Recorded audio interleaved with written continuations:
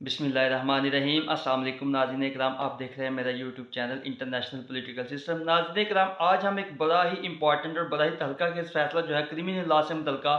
Honourable overwrite court का आपके साथ डिस्कस करने जा रहे हैं। इंशाल्लाह उम्मीद करते हैं कि आज के इस फैसले से आप क्रिमिनल लॉ से मुतल्लिका बहुत कुछ सीखेंगे। तो नाज़रीन इकराम, जो आज का लेटेस्ट जो ऑनरेबल लोअर हाई कोर्ट का फैसला है, ये केस है 2023 LIC 5767। जस्टिस अली ज़िया बाजवा साहब का ये फैसला है और बड़ा ही इंपॉर्टेंट और बहुत ही अच्छा फैसला जस्टिस साहब ने सादर फरमाया है। तो आइए शुरू करते हैं आज की ये जजमेंट, और आज की इस जजमेंट के जो सीलियंट फीचर्स हैं वो हम आपके साथ डिस्कस करेंगे। तो नाज़रीन इकराम, क्रिमिनल लॉ एक बड़ा ही इंपॉर्टेंट टॉपिक है, क्योंकि जब भी किसी के खिलाफ कोई क्रिमिनल केस फाइल होता है तो उसके अक्यूज पर्सन के लिए जो सबसे बड़ा मसला होता है वो अगर उनके खिलाफ वो झूठी FIR है, झूठा पर्चा है, तो वो इंसाफ के लिए उनको तगदो करना पड़ती है। इसी तरह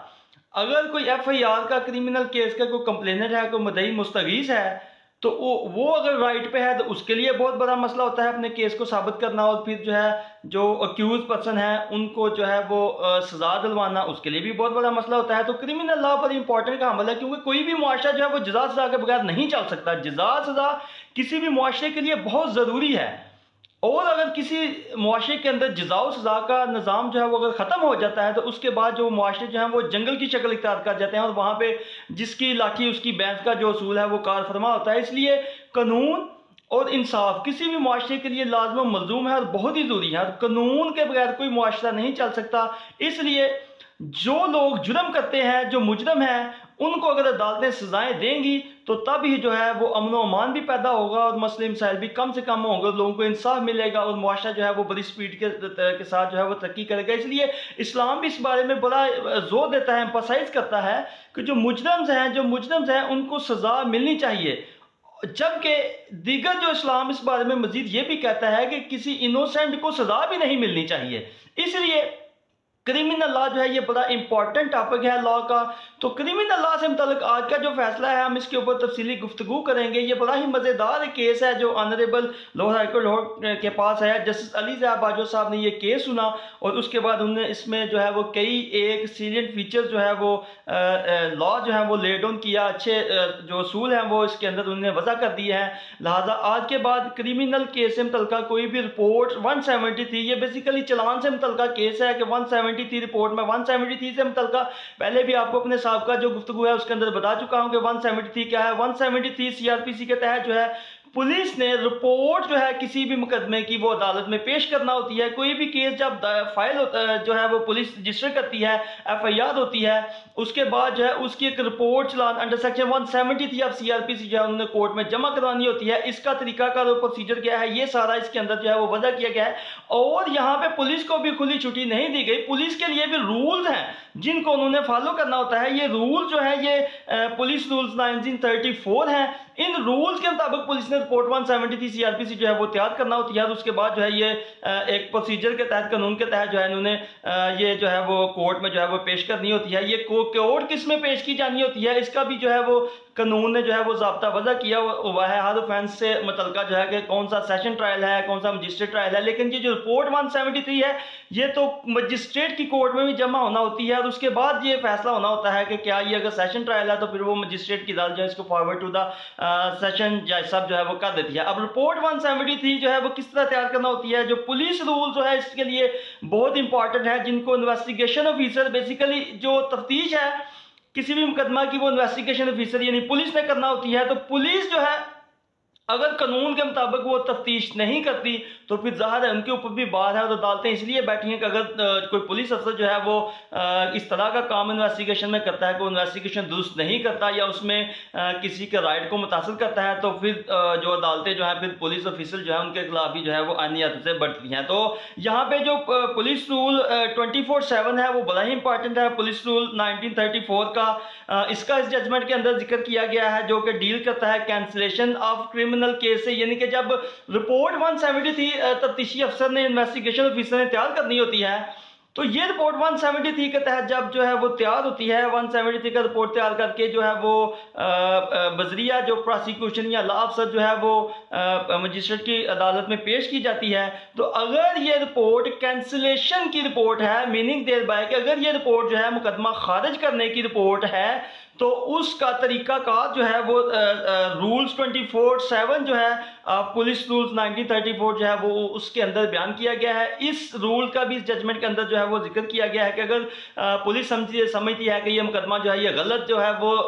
गलत दर्ज रजिस्टर हुआ है, तो आप पुलिस जो है उसको खारिज करना चाहती है, खारिज करती है, तो उसके लिए जो तफ्तीशी अफसर है वो उसकी खराज रिपोर्ट बनाता है। और उसके लिए जो है इस जजमेंट के अंदर रूल्स वजह किए गए हैं कि पुलिस अफसर जब भी वो खराज रिपोर्ट कैंसिलेशन रिपोर्ट बनाएगा तो उसको सुपरिटेंडेंट ऑफ पुलिस जो है उसके पास फॉरवर्ड करेगा। सुपरिटेंडेंट ऑफ पुलिस जो है वो उसकी सारी इन्वेस्टिगेशन फिर करेगा, देखेगा कि क्या ये कैंसिलेशन रिपोर्ट जो है वो दुरुस्त जो है वो मुरतब हुई है, क्या ये मुकदमा काबिल खराज है भी या नहीं, या इन्वेस्टिगेशन अफसर में इसके अंदर कोई गलती की है। ये सारी चीज़ें जो है वो सुपरिटेंडेंट ऑफ पुलिस जो है वो उनको देखेगा। उसके बाद सुपरिटेंडेंट ऑफ पुलिस जो है वो उसके ऊपर दस्तखत करेगा उस कैंसिलेशन रिपोर्ट के ऊपर जो रूल 24/7 के तहत जो है वो इन्वेस्टिगेशन ऑफिसर ने तैयार की है। तो ये सारी जो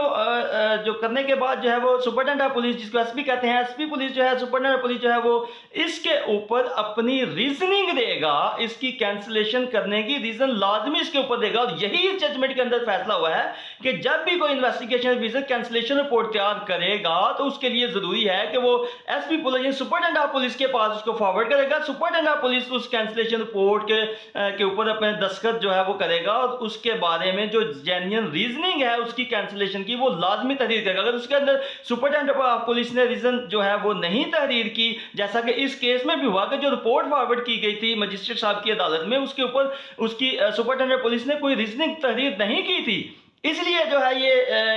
जो केस है इसके अंदर ये मामला डिस्कस हुआ था। Honourable Lahore high court law ने ये केस का फैसला सादर फरमाते हुए ये रूल वजह कर दिया कि सुपरिटेंडेंट ऑफ पुलिस को कैंसिलेशन रिपोर्ट की रीजनिंग हाल सूरत लिखनी है, वो वजह वो जरूर उसके अंदर तहरीर करनी है, वो हकायक जो सामने आए हैं उनके मुताबिक उसने अपनी रिपोर्ट लाजमी इसके अंदर देनी है कि क्यों इस मुकदमा को खारिज किया जा रहा है। तो नाज़रीन इकराम, इस लिहाज से ये एक बड़ा ही इंपॉर्टेंट फैसला है जो मैं आपके साथ डिस्कस करना चाहूँ। इसके बाद जो नाज़रीन इकराम आगे जो है वो जब उसने अपनी ओपिनियन दिख रही तो उसके बाद नाज़रीन इकराम इस जो ये जजमेंट है इसके अंदर जिक्र हुआ एक बड़ा ही इंपॉर्टेंट लैटिन मैगज़म है, लतीनी ज़बान का मैगज़म है ऑर्डी आर्टम पार्टम, वो भी इस जो है वो जजमेंट के अंदर इसके ऊपर भी बड़ी तफसील की गुफ्तगू हुई। अब ऑर्डी आर्टम पार्टम क्या है? ऑर्डी आर्टम पार्टम से बताइएगा to hear the parties, to hear the adverse party, के दूसरी पार्टी को सुनना भी जरूरी है। ये भी बड़ा इंपॉर्टेंट और बड़ा ही अच्छा जो है वो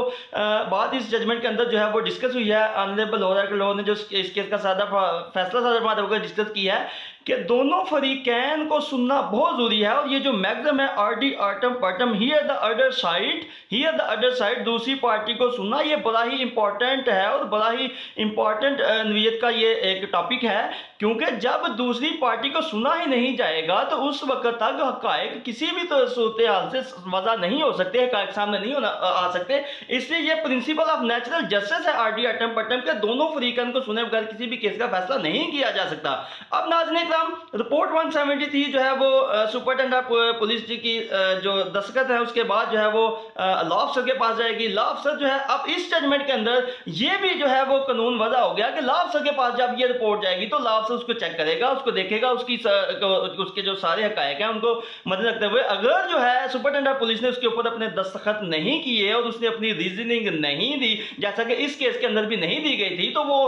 जो लॉ अफसर है उसको वापस करेगा, उसको वापस उस इन्वेस्टिगेशन ऑफिसर को बुलाएगा, उसको कहेगा कि भैया क्या किया है आपने, इसको दुरुस्त करके लाओ, तो इसके ऊपर रीजनिंग जो है सुपरिटेंडेंट पुलिस की ये जो है वो तहरीर करवा के लाओ, इसके ऊपर दस्तखत होंगे सुपरिटेंडेंट पुलिस के, उसके बाद ही ये जो है वो इस काबल ये रिपोर्ट होगी, इसको मजिस्ट्रेट की कोर्ट में फॉरवर्ड किया जाएगा। ये भी इस जजमेंट के अंदर बड़ा इंपॉर्टेंट जो है वो फैसला ऑनरेबल लाहौर हाई कोर्ट ने किया है और बड़ा ही अच्छा जो रूल है इसके अंदर जो है वो वजह कर दिया है। अब यहाँ पे सवाल ये पैदा होता है कि अगर ये मजिस्ट्रेट जो है इसके दस्तखत के बगैर, इसकी रीजन दिए बगैर रिपोर्ट जो है वो कोर्ट में आ जाती है, तो इस केस के अंदर फैसला हुआ है कि जो इस केस के अंदर ये फैसला हुआ है कि ये जो प्रोसीडिंग्स हैं, जो ये किसी भी किस्म की जो प्रोसीडिंग्स होंगी उसके ऊपर ये मैगज़म ऑर्डी आर्टम पार्टम जो है वो लागू होगा। ऑर्डी आर्टम पार्टम जो है इसके बारे में ये, क्योंकि प्रोसीडिंग जो है वो कई किस्म की हो सकती हैं, वो जुडिशियल प्रोसीडिंग होती हैं, क्वासी जुडिशियल प्रोसीडिंग होती हैं और एडमिनिस्ट्रेटिव प्रोसीडिंग भी होती हैं। अब जब मजिस्ट्रेट ये 173 के तहत ये किसी रिपोर्ट के ऊपर फैसला देता है, एग्री करता है या डिसएग्री करता है, तो उस वक्त वो एक एडमिनिस्ट्रेटिव कोर्ट होती है। लिहाजा इस केस के अंदर ये भी जो है वो वजह कर दिया गया कि जो एडमिनिस्ट्रेटिव कोर्ट है उसके ऊपर भी ये रूल जो है आरडी एटम पटम का लागू होगा कि वो दूसरी पार्टी को सुने बगैर इसके ऊपर फैसला नहीं करेगा, चाहे ये इसकी जो कोर्ट ये एडमिनिस्ट्रेटिव प्रोसीडिंग है। लेकिन ऐसी सूरत में भी ये जो रूल है ये प्रिंसिपल ऑफ नेचुरल जस्टिस का रूल है, इसको फॉलो करना बहुत जरूरी है। इस लिहाज से ये बड़ा एक इंपॉर्टेंट फैसला है ऑनरेबल हाईकोर्ट का आरडी एटम पटम के हवाले से भी। आरडी एटम पटम को उसके अंदर जो है वो डिस्कस किया गया है प्रिंसिपल ऑफ नेचुरल जस्टिस को। इससे मतलब एक बड़ी जो लैंडमार्क जजमेंट है उसका भी जिक्र किया गया है। ये लैंडमार्क जजमेंट PLD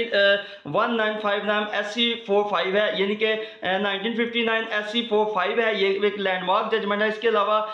इस टॉपिक से मतलब कई एक लैंडमार्क जजमेंट्स हैं। 1994 SCMR 2232 है, 2022 SCMR 1583 है, ये भी लैंडमार्क जजमेंट है। 2023 SCMR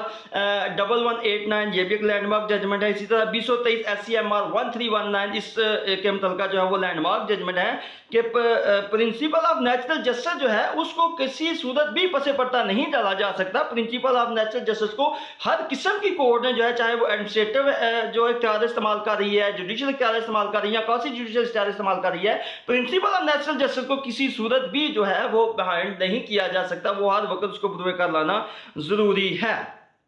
और इस जजमेंट के अंदर मजीद जो है वो डिस्कशन करते हुए और अपना फैसला सादर फरमाते हुए ऑनरेबल सुप्रीम कोर्ट के ऑनरेबल हाईकोर्ट के जज जस्टिस अली ज़िया बाजवा साहब ने मजीद जो है इसके ऊपर वजह किया है कि no one should be condemned unheard, किसी को भी सुने बगैर केस का फैसला नहीं किया जा सकता। अब ये तीसरा फैक्ट मैं इस जजमेंट का आपके सामने रखने लगा हूँ। पहले दो हमने के ऊपर तफसीली गुफ्तगू, अब तीसरा फैक्ट ये है कि अगर मजिस्ट्रेट के पास कोई 173 के तहत रिपोर्ट जो है वो जमा होती है, चाहे वो रिपोर्ट कैंसिलेशन रिपोर्ट है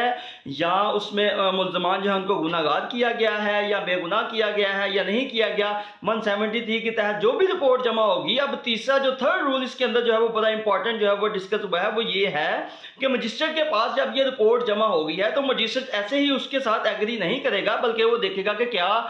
जो रूल्स पुलिस रूल्स हैं उनको फॉलो करते हुए ये रिपोर्ट बनाई गई है, क्या सुपरिटेंडेंट पुलिस के इसके ऊपर दस्तखत हैं, उसने अपनी रीजनिंग जो है वो दी है। ये सारे रूल जो है ये सारे जो है जो मजिस्ट्रेट को की कोर्ट है वो उनको देखेगी कि क्या इन प्रोसीजर को लॉ को फॉलो किया गया है या नहीं किया गया, या इन्वेस्टिगेशन ऑफिसर ने जो है ऐसे ही ये रिपोर्ट जो है वो कोर्ट के अंदर जमा करवा दिया, कानून के जो ज़ाब्ता कानून है उसकी दर्जियाँ उड़ाई गई हैं। ये सारी चीज़ें देखना जो है ये मजिस्ट्रेट की जिम्मेदारी है। उस केस के अंदर जो है वो मजिस्ट्रेट साहब को मुतल्लिका जो अथॉरिटी है उसको ये ऑर्डर फरमाया गया है, उसको हुक्म दिया गया है कि वो आइंदा के लिए जो है ये तमाम असूल जो इस जजमेंट के अंदर वजह हुए हैं इनको फॉलो करेगा, इसके मुताबिक ही जो है वो फैसला जो है वो दिए जाएंगे। तो इससे मुतल्लिका यहाँ पे एक और मैक्सिमम जो है जजमेंट का जिक्र किया गया कि justice should not only be done but seem to be done, कि इंसाफ सिर्फ होना नहीं चाहिए, इंसाफ होते हुए दिखना भी चाहिए। और यही जो है वो प्रिंसिपल ऑफ नेचुरल जस्टिस है। तो इसलिए यहाँ पे इस जजमेंट के अंदर मजीद जो है वो पुलिस रूल्स 1934 से मुतल्लिका जो रूल 25.57 है पुलिस रूल्स का, उसको भी डिस्कस किया गया है। वो रूल ये कहता है कि तफ्तीशी अफसर जो है वो कंप्लेनेंट ऑफ द केस, यानी कि जो मुस्तगीस मुकदमा है, जो प्रोसिक्यूशन पार्टी है, मुस्तगीस मतलब कंप्लेनेंट ऑफ द केस है, उसको वर्बली जो है वो लाजमी बताएगा। और ये तो पुलिस रूल 25.57 के अंदर पहले ही वजह कर दिया गया है, बताया गया है। ये रूल ये कहता है कि जो तफ्तीशी अफसर है, जो इन्वेस्टिगेशन अफसर है, वो कंप्लेनेंट ऑफ द केस को बुलाएगा, उसको वर्बली बताएगा कि वो ये तहरीर कर रहा है, उसका केस उसने सारा सुना है, केस सुनने के बाद ये हकायक उसके सामने आया है ना, उसके ये हकायक सुनने के बाद वो इस नतीजा पे पहुंचा है कि उसका केस जो है वो कैंसिल करने जा रहा है, या मुल्ज़मान को गुनाह करने जा रहा है, या बेगुनाह करने जा रहा है, या इसकी खराज रिपोर्ट बनाने जा रहा है। ये सारी चीज़ जो है वो रूल 25.57 के तहत जो है वो बताएगा उसको कंप्लेनेंट ऑफ द केस को कि वो कैंसिलेशन रिपोर्ट बना रहा है। और अगर वो कैंसिलेशन रिपोर्ट बना रहा है उस मुकदमा की, तो उस कैंसिलेशन रिपोर्ट के ऊपर इस जजमेंट के अंदर ये भी रूल वजह होगा, ये आइंदा के लिए अदालतों के ऊपर बाइंडिंग रूल बना है कि जब भी इन्वेस्टिगेशन अफसर जो है उससे करवाएगा, ये कैंसिलेशन रिपोर्ट तैयार करेगा, तो कैंसिलेशन रिपोर्ट तैयार करने के बाद वो उस कैंसिलेशन रिपोर्ट के ऊपर कंप्लेनेंट के दस्तखत और निशान अंगूठा लाजमी करवाएगा। अगर ये दस्तखत निशान अंगूठा करवाए बगैर कंप्लेनेंट का जो है वो फॉरवर्ड करता है कि मीनिंग दे रहा है कि उसने रूल्स को लॉज को फॉलो नहीं किया, लिहाजा इन्वेस्टिगेशन ऑफिसर जो है उसके ऊपर यहाँ पे बार है। तो ये एक बड़ी ही इंपॉर्टेंट जजमेंट आज मैंने आपके साथ डिस्कस की है। अब इसके बाद ऑनरेबल लाहौर हाई कोर्ट ने इस जजमेंट के लास्ट पे जो है जो असूल वज़ा किए हैं इसके अंदर जो आइंदा के लिए अदालतों के ऊपर बाइंडिंग होंगे। वो ये 5 किस्म के रूल्स हैं जो मैंने आपके साथ पहले भी डिस्कस किए हैं, जो जजमेंट के अंदर जो है वो आइंदा के लिए अदालतों के लिए वज़ा कर दिए गए हैं। लिहाजा ये एक बड़ी ही इंपॉर्टेंट जजमेंट है और मैं वकला हज़रात के लिए कहना चाहूँगा कि वो लाजमी इस जजमेंट को पढ़ें, इस जजमेंट को गो थ्रू करें। और जो क्रिमिनल प्रैक्टिस करते हैं मेरे वकला भाई, उनसे मेरी रिक्वेस्ट है कि इस केस को, ये लेटेस्ट जजमेंट है, इसको लाजमी पढ़ें, ताकि अगर इस तरह की कोई इन्वेस्टिगेशन रिपोर्ट जो कैंसलेशन रिपोर्ट 173 की कोर्ट में आती है, तो अगर आप इन सब रूल्स को जानते होंगे और आप इनके ऊपर आर्गूमेंट करते हैं, तो आप अपनी पार्टी के लिए, अपने क्लाइंट के लिए जो है वो जो इंसाफ है वो स्पीडी इंसाफ जो है वो लेके दे सकते हैं। और ये आपके लिए भी, आपकी प्रैक्टिस के लिए भी बेहतर होगा और लोगों के राइट्स की प्रोटेक्शन के लिए भी जो है वो बहुत ही इंपॉर्टेंट है। लिहाजा नंबर 1 पे लास्ट पे ऑनरेबल जस्टिस साहब ने फैसला साहब लास्ट पे ये 5 पॉइंट जो है इनको ब्रीफली जो है तहरीर किया है और ये स्पेसिफिकली जजमेंट के अंदर लिखा है कि जो अदालतें हैं उनको इन रूल्स को फॉलो करना है और इनके मुताबिक ही जो है वो फैसला जारी करने हैं। सबसे पहला मैंने आपके साथ डिस्कस किया कि जो कंप्लेनेंट पार्टी है, इन्वेस्टिगेशन ऑफिसर जो है उसके ऊपर बाइंडिंग है कि वो उसकी कैंसिलेशन रिपोर्ट तैयार करते वक्त जो है वो कंप्लेनेंट के उसके बाद दस्तखत और निशान अंगूठा लेगा। उसके बाद 173 की जो रिपोर्ट तैयार करेगा तो मुस्तगीस को वो वर्बली जो है वो लाजमी बताएगा कि वो इसकी कैंसिलेशन रिपोर्ट जो है वो तैयार कर रहा है और मुस्तगीस को यानी कि कंप्लेनेंट को बताने के लिए इसके अंदर ऑनरेबल जस्टिस साहब ने बड़ा जो है वो डिटेल में ये तहरीर किया है कि इसके लिए तफ्तीशी अफसर को कोई भी तरीका इस्तेमाल करना पड़ता है तो वो करे, चाहे वो लेटेस्ट जो डिवाइसेस हैं उनके जरिए जो है वो कर सकता है इजीली, तो उसके जरिए जो है कंप्लेनेंट को इन्फॉर्म करना जो है वो बहुत ज़रूरी है। उसके बाद कैंसिलेशन रिपोर्ट जो है वो बजरिया जो है सुपरिटेंडेंट ऑफ पुलिस जो है वो फॉरवर्ड की जाएगी। सुपरिटेंडेंट पुलिस के जो दस्तखत हैं वो उसके ऊपर ज़रूरी हैं। इस ज़िम्मन में एक केस लॉ जो है वो लैंडमार्क जजमेंट, उसका भी जिक्र किया गया है। 2023 ये जजमेंट है 2023 लाहौर 223, इस जजमेंट का भी जिक्र किया गया है। ये भी बड़ी इंपॉर्टेंट जजमेंट है, इसको भी वकला हज़रात से मैं कहूँगा लाजमी को तो करने और पड़े। और उसके बाद जो 4th नंबर पे कहा गया है कि जो लॉ अफसर है वो मजिस्ट्रेट को वो रिपोर्ट भेजने से पहले जो है वो लाजमी चेक करेगा कि क्या सुपरिटेंडेंट ऑफ पुलिस ने उसके ऊपर जो है वो अपने दस्तखत किए हैं या नहीं किए, अपनी रीजनिंग जो ओपिनियन जो है वो उसकी कैंसिलेशन की रीजनिंग उसके अंदर तहरीर की है या नहीं की, ये लॉ अफसर जो है वो लाजमी देखेगा। उसके बाद जो फाइनली इस जजमेंट के अंदर ये तय हो गया, ऑनरेबल लोअर कोर्ट ने ये तय कर दिया इस केस के अंदर कि मजिस्ट्रेट के पास अब 173 की रिपोर्ट आती है तो वो कोई भी फैसला देने से पहले, ये बड़ा इंपॉर्टेंट जो है वो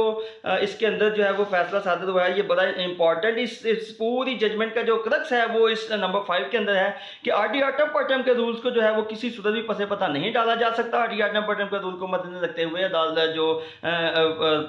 कोटा मजिस्ट्रेट है वो उसको लाजमी फॉलो करेगी और यहाँ पे ये रूल तय हो गया, ये कानून बन गया आज के बाद कि जब मजिस्ट्रेट के पास रिपोर्ट 173 कैंसिलेशन की रिपोर्ट आएगी तो वो उसके ऊपर एग्री करने से पहले, ये भी कानून है कि मजिस्ट्रेट